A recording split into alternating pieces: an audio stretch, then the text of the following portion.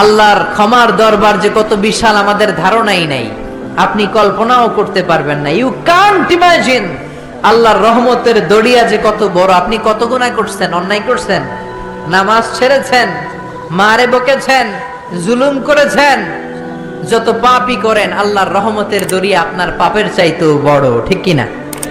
আপনার পাপ যদি হয় খালের পানির সমান, আল্লাহর দয়া সাগরের পানির সমান।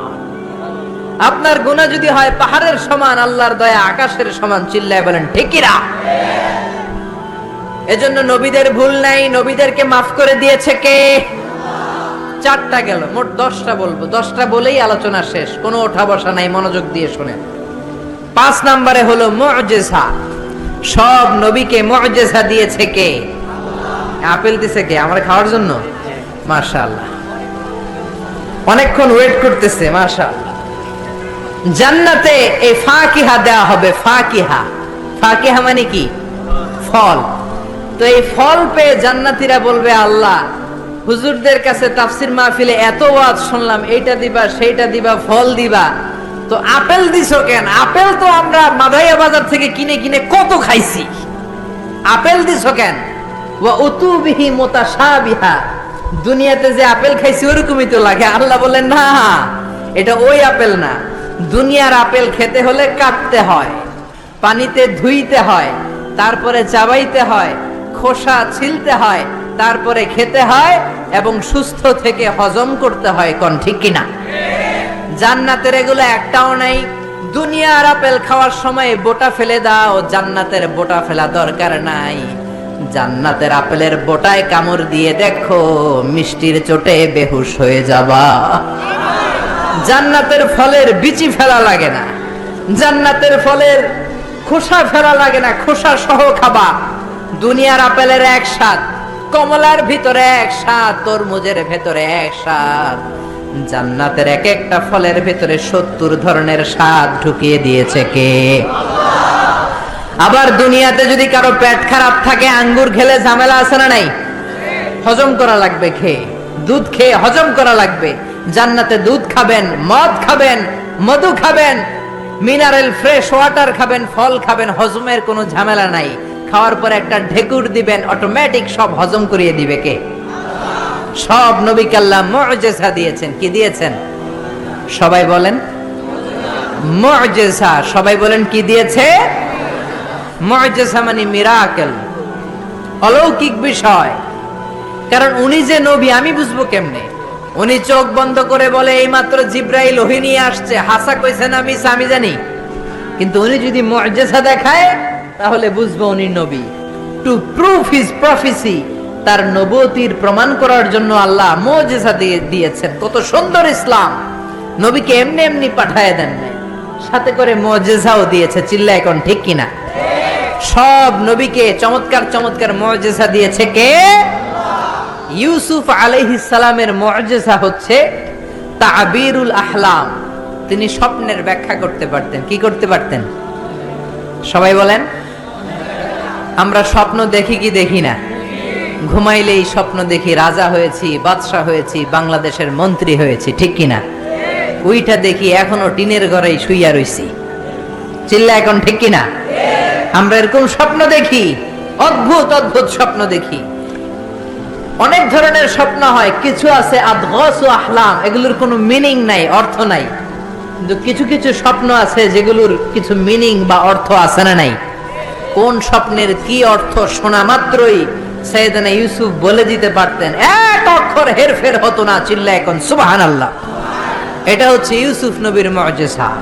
উনি যা বলতেন তাই হয়ে যেত। এজন্য স্বপ্ন দেখলেই ইচ্ছামতো কারো কাছে বলবেন না, ইচ্ছামতো কারো কাছে বলবেন না। স্বপ্ন আলেমের কাছে বলবেন অথবা শুভাকাঙ্ক্ষীর কাছে বলবেন। বিশ্বনবী বলেছেন, লা তাকুসুর রুইয়া ইল্লা আলা আলিমিন আও নাসিহ। তোমার শুভাকাঙ্ক্ষী কিংবা জবরদস্ত কোন বড় আলেমের কাছে ছাড়া স্বপ্নের কথা বলা যাবে না। কারণ ফাইন্নার রুইয়া তাকাউ আলা মা তুআব্বার, স্বপ্নের ব্যাখ্যা যেমন করা হয় ঠিক তেমনই হয়ে যায়। জোরে কোন ঠিক কিনা? মুহাম্মদ ইবনে সিরিন, ওনার সময়ে উনি সবচেয়ে বেশি ভালো স্বপ্নের ব্যাখ্যা করতে জানতেন। ওনার সময়ে এসে একজন লোক বলল, আমি একটা স্বপ্ন দেখেছি আমার ছেলেকে নিয়ে। কি স্বপ্ন? আমার ছেলের পেট এত বড় হয়ে গেছে, মোটা পেট। ওই সময় এক মূর্খের কাছে আরেকজন যে বলল, আমিও রাতে এক স্বপ্ন দেখেছি। কি দেখেছো? আমার ছেলের পেট এত বড় হয়েছে। ওই মূর্খ বলে, সর্বনাশ, তোমার ছেলের পেট এত বড় হয়েছে? আরে তোর ছেলে তো কিছুদিন পরে মারা যাবে। ঠিকই তার ছেলে কিছুদিন পর মারা গিয়েছে। আর মুহাম্মদ ইবনে সিরিন সবচেয়ে বড় স্বপ্নের ব্যাখ্যাকারী, উনি বলেছেন তোমার ছেলে আল্লাহর ফজলে এই জামানার সবচেয়ে বড় আলেম হয়ে যাবে। ঠিকই তার ছেলে বড় আলেম হয়েছে। এজন্য স্বপ্ন দেখে উল্টাপাল্টা কারো কাছে যাবেন না, আলেমদের কাছে যাবেন। আলেমদের কাছে যাবেন। নবীদের মধ্যে সবচাইতে ভালো স্বপ্নের ব্যাখ্যা করতে পারতেন ইউসুফ আলাইহিস সালাম। জোরে কোন সুবহানাল্লাহ। এটা হচ্ছে ইউসুফ নবীর মুজিজা। এইভাবে সাইয়েদনা ইসমাঈল আলাইহিস সালামেরও মুজিজা আছে না নাই? ইসমাঈল নবীর নাম শুনছেন তো? বাবার নাম কি? ইসমাঈল নবীর টাইটেল হচ্ছে জাবিহুল্লাহ। কি নাম? কি নাম? ছেলেদের নাম রাখবেন এগুলো। ইসমাঈল জাবিহুল্লাহ, কিন্তু চমৎকার নাম। তাকে জবাই করতে যে বাপ বেটা এমন ইমানের পরীক্ষা দিয়েছে, ছেলে বাবা দুইজনেই গোল্ডেন এ প্লাস। আকাশ থেকে ওই যে হাবিল আর কাবিল কুরবানি করেছিল, ওই দুম্বাটাকে পাঠিয়ে ইসমাইলের জীবন রক্ষা করেছে কে? এই ইসমাইল নবীর জীবনের একটা মুজিজা আছে। ওই মুজিজাটা হচ্ছে ওনার পায়ের ধাক্কায় আল্লাহ জমজমের কুয়া সৃষ্টি করে দিয়েছেন। কোন সুবহানাল্লাহ। ওনার মা বিবি হাজেরা, আরবিতে হচ্ছে হাজার, ডানে যায় সাফা পাহাড়ে পানি নাই, বাম দিকে যায় পানি নাই, আবার যায় 7 বার দৌড়ালেন, পানি নাই। মা হাজেরার দৌড়া দৌড়িটা রব্বুল আলামিনের কাছে এত পছন্দ হয়েছে, কিয়ামত পর্যন্ত সব হাজীদের জন্য সাফা মারওয়ার মাঝখানে দৌড়া দৌড়িটাকে ওয়াজিব করে দিয়েছে কে? গত রমজানের আগে আমি উমরায় ছিলাম, মক্কায় ছিলাম, মদিনাতেও ছিলাম 15 দিনের জন্য। এই যে জমজমের পানি, দুই দিকে দৌড়ালেন মা হাজেরা, মরুভূমির তপ্ত বালু, কোনো পানি নাই। এসে দেখে ইসমাইল কাঁদতেছে আর তার কান্নার পায়ের ধাক্কায় জমিন থেকে ফুরফুর ফুরফুর করে পানি বেরোচ্ছে। সুবহানাল্লাহ। উনি আরবি ভাষা জানতেন না, উনি ছিলেন সুরিয়ানি ভাষার মানুষ। কোন ভাষার? সুরিয়ানি। সুরিয়ানি ভাষায় পানি যদি মরুভূমির বালির সাথে মিশে যায় তো পানি তো পাওয়া যাবে না, পানি খেতে হবে না। এজন্য উনি বালি দিয়ে বাদ দিলেন। কি দিলেন? বাদ দিচ্ছিলেন। আর সুরিয়ানি ভাষায় বলতেছিলেন ঝাম ঝাম। ঝাম মানে হচ্ছে কেফ কেফ, থাম থাম, পানি চলে যাস না, পানি তুই থাম। ওনার মুখের এই দুইটা শব্দ ঝাম ঝাম আল্লাহর কাছে এত ভালো লেগেছে, কিয়ামত পর্যন্ত এই কুয়ার নাম আল্লাহ ঝামঝামের কুয়া বানিয়ে দিয়েছেন। কোন সুবহানাল্লাহ। ইসমাইলের পায়ের ধাক্কায় জমজমের কুয়া, হাজার হাজার লক্ষ লক্ষ মানুষ জমজমের কুয়ার পানি খায়, কিন্তু পানির কমতি পড়ে। প্রতিদিন 2 লক্ষ উমরার ভিসা গোটা ওয়ার্ল্ডে সৌদি সরকার এম্বাসিগুলোতে ইস্যু করে। 2 লক্ষ মানুষ পানি নিয়ে যায়। আগে হাজী সাহেবানরা এরকম গ্যালান ভরে ভরে আনতো, এখন গ্যালান ভরে আনতে দেয় না। এখন যেই এয়ারপোর্ট থেকে ফ্লাই করে আপনি আপনার দেশে চলে যাবেন, ওই এয়ারপোর্টে সুন্দর একটা প্রজেক্ট আছে, জমজম প্রজেক্ট। 5 লিটার জমজমের পানি 9 রিয়াল দাম রাখে। এটা দিয়ে সৌদি আরবের অনেক ব্যবসা। ওই সৌদির ব্যবসার কথা বলতে গেলে অনেক ব্যবসা আছে। 9 রিয়াল করে তারা রাখে। প্রতিদিন 2 লক্ষ উমরাকারী জমজমের পানি 5 লিটার করে নিয়ে যায়। 2016 সালে সৌদি আরবের ধর্ম মন্ত্রণালয়ের রিপোর্ট অনুযায়ী 16 সালে হজ করতে এসেছিল 19 লাখ হাজি। তার মধ্যে ইন্টারন্যাশনাল হাজি 15 লাখ, সৌদি হাজি মানে ন্যাশনাল হাজি 4 লাখ। 15 আর 4 লাখ কয় লাখ? এটা 16 সালের রিপোর্ট। এই 17 সালে হাজিদের সংখ্যা 20 লাখ ছাড়িয়ে গিয়েছে। 20 লক্ষ হাজি তাদের দেশে ফিরে যাওয়ার সময় 5 লিটার করে জমজমের পানি নিয়ে যায়।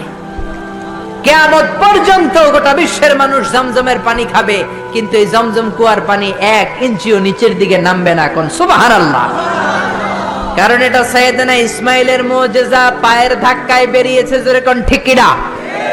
বিশ্ব নবী যে রাতে মেরাজে যাবেন, ওই রাতে জিব্রাইল আলাইহিস সালাম বিশ্বনবীকে ঘর থেকে বের করলেন, হাতিমে কাবায় বসালেন।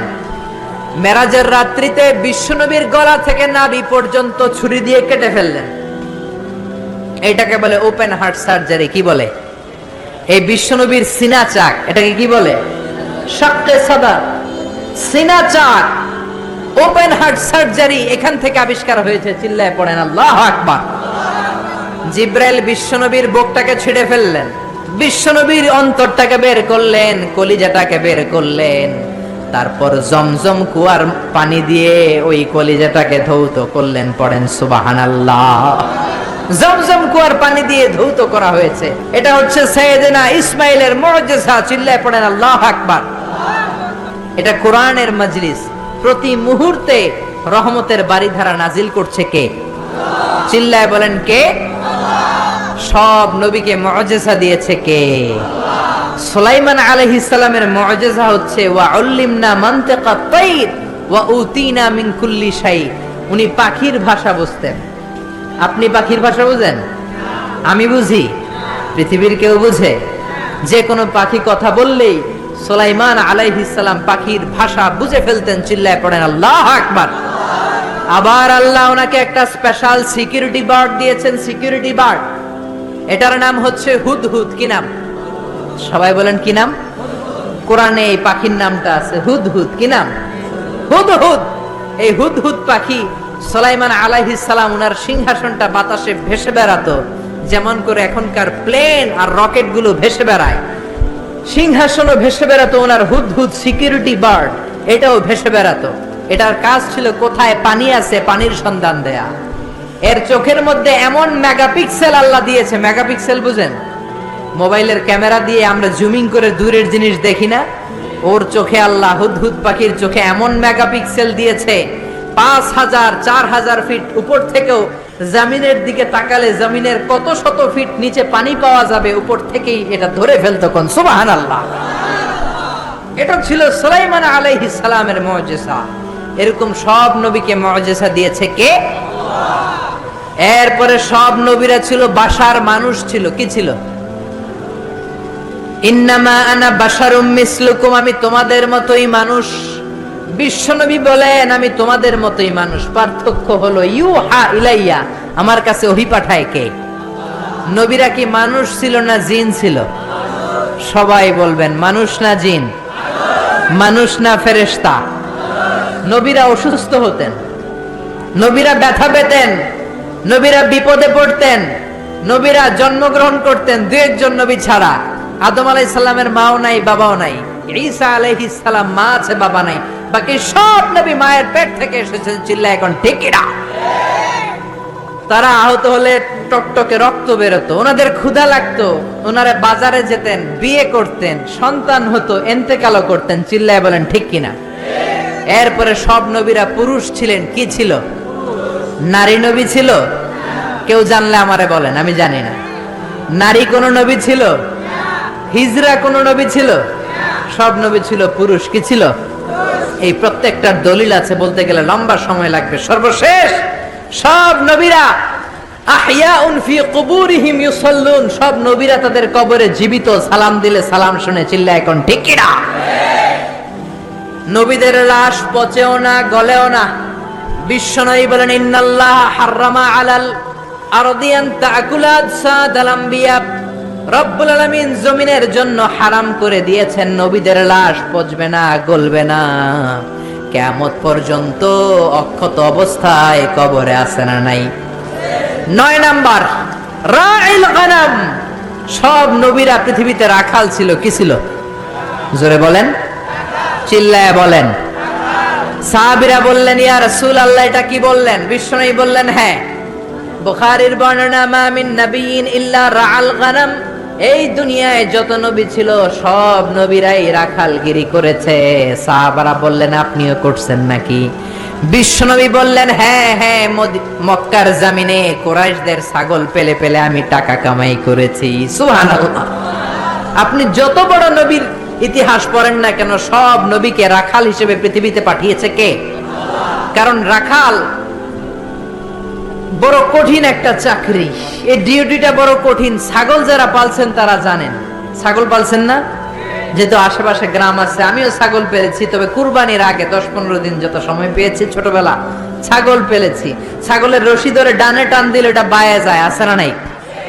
ছাগল পৃথিবীর টেরা প্রাণী। সারা সপ্তাহ আপনি ব্যস্ত, সময় পান না। ভাবলেন শুক্রবার আমার অফিস নাই, আমিও গোসল করি, এটারও পুকুরে নিয়ে গোসল করাই।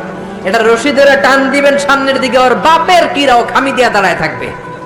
আপনি যত টানেন গায়ের জোর দিয়ে ওইটা সামনের দিকে যাবে না, যাবে পিছনে। জোরে কোন ঠিক কিনা? এজন্য আল্লাহ বুঝাতে চাইলেন আগে ছাগল পালো, আগে ছাগলগুলারে ভালো করো। কিছুদিন পরে ছাগলের রাখালি যদি করতে পারো, কিছুদিন পরে মানুষের রাখালগিরি করতে পারবা, ঠিক কিনা? কারণ মানুষের মধ্যেও কিছু টেরা প্রাণী আছে না নাই? টেরা মানুষ ভালোটা বোঝে না, খালি মন্দটা। ডাইনে যেতে চায় না, খালি বায়ে যেতে চায়, আছে না নাই? এজন্য আল্লাহ বললেন ছাগল পালো। ছাগল পাললে আপনার মনটাকে নরম করে দিবে কে? মুসা আলাইহিস সালাম সবচেয়ে জাদরেল এবং মেজাজওয়ালা নবী ছিলেন। ওনার থাপ্পড় খেয়ে ফেরাউনের বাবুর্চির সাথে সাথে শেষ। ওনার বাম হাতের থাপ্পড় খেয়ে, ডান হাতের থাপ্পড় খেয়ে মালাকুল মউত আজরাইল তার একটা চোখ হারিয়েছে। জোরে কোন ঠিক কিনা?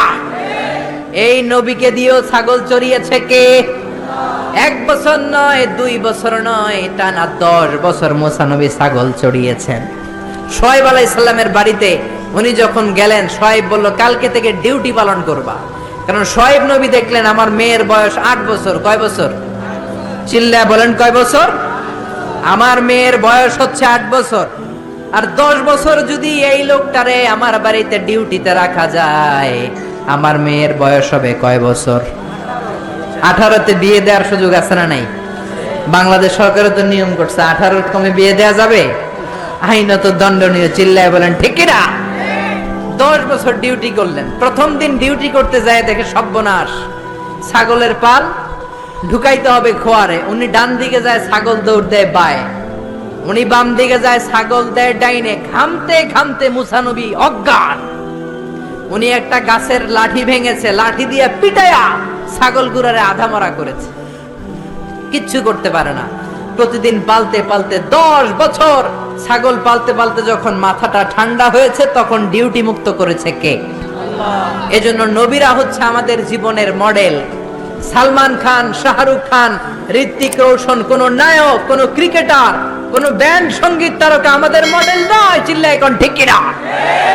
মা আসিয়া, খাদিজা, আয়েশা, ফাতেমা হচ্ছে আমাদের বিবিদের, আমাদের বউদের, আমাদের বোনদের মডেল। চিল্লায় বলেন ঠিক কিনা?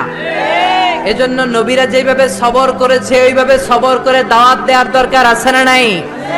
নবীদের পথে যদি থাকতে চাও, কেউ তোমারে ফুলের মালা গলায় দিবে না, তোমারে জেলে ঢুকাবে। চিল্লায় এখন ঠিক কিনা? বিপদ আসবে, হুমকি আসবে, ধমকি আসবে, কিন্তু বিপদকে ভয় পাওয়া যাবে। নবীদের পথে আমরা থাকতে চাই। রাজি আছেন তো? সবাই রাজি আছেন? কালেমার পতাকা বাংলার জমিনে আমরা পথ পথ করে 2 চোখ দিয়ে দেখে